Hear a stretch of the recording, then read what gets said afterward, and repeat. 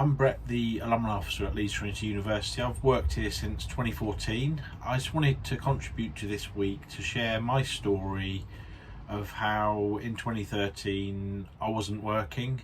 It was a really difficult time for me, and I thought it might be useful for some of you to hear my story.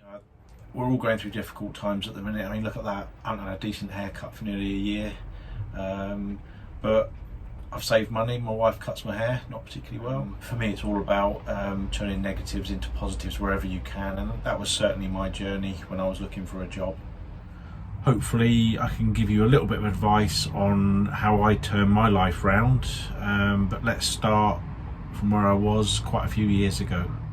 If I look at who I was in 2013, I was confident, I felt safe in my job. I was often a member of staff rolled out to speak in front of large audiences, and I never thought I wouldn't be working. But then in 2013 I resigned just before my baby was born, so I became a full-time father. But a little while into that, my wife was made redundant, and suddenly I was under a lot of pressure to get a job. What made it worse, I developed skin cancer. I was lost, and probably a bit like some of you might be now. You're looking into a really new situation that you haven't experienced, and how do you get to the next stage? So it was such a strange time for me. I registered at the job centre because I needed the money. In these situations you have to take advantage of every opportunity that's available to you. At the start I got very few interviews, which with my career experience I was a little bit surprised about, but it was when I started putting better things into practice that things really changed around for me. I'll start with a funny story. When I had my skin cancer operation, I wasn't supposed to do anything for 3 days, and they pumped me full of drugs as they cut quite a lot out of my head. I think I had about 20 stitches, but I had an interview the next day at York University, which I didn't want to miss. I went to the interview, and I can't remember half of it, but apparently I was laughing, and at one point I looked down on my white shirt and blood was just dripping on it, so I looked like I'd been in a bar fight. You'll probably be surprised to know I didn't get the job, and I haven't applied to anything from there since.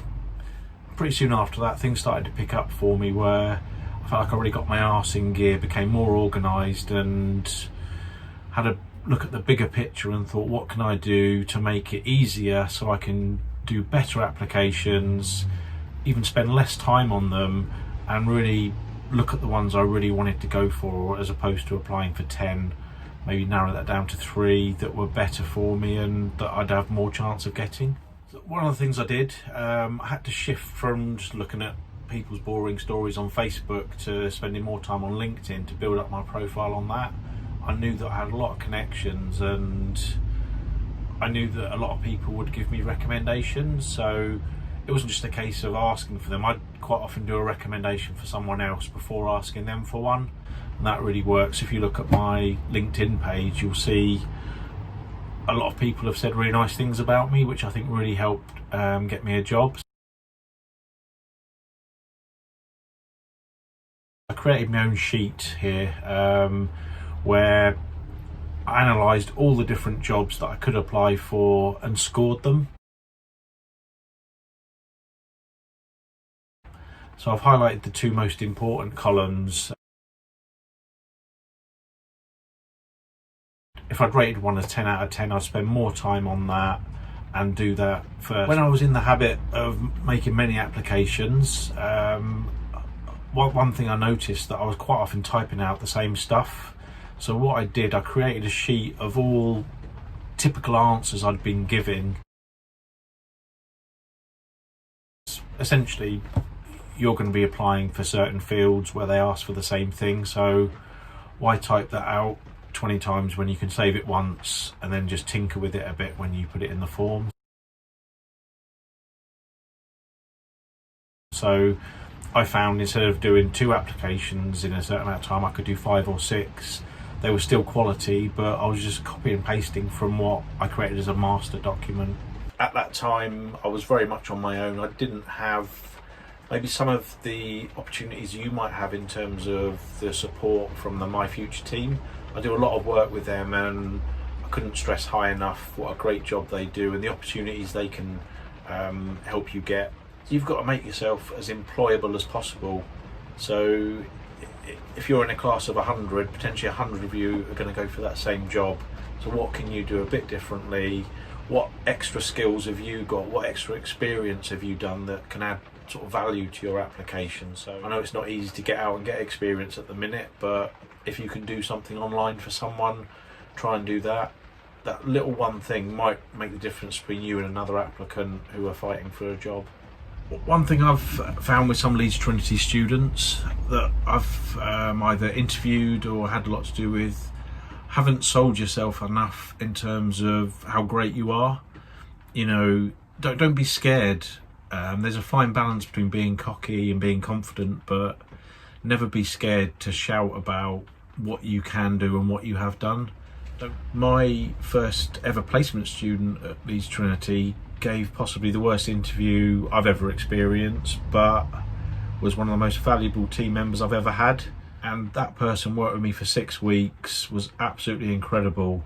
And I said at the end of it, look, we're going to do that interview again. You're going to have the same questions and I want to see you be you. And she did an interview and it was one of the best interviews I've seen. So I think in that 6 weeks, the experience she had, she developed confidence, but it really showed in the interview.